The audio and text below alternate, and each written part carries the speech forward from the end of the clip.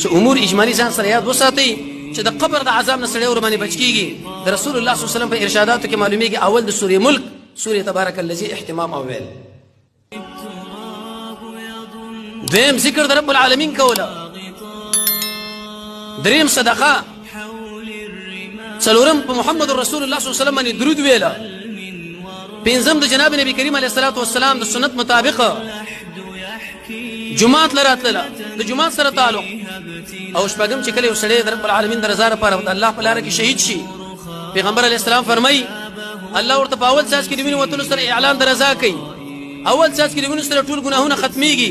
د اویا کسانو د سپارش حق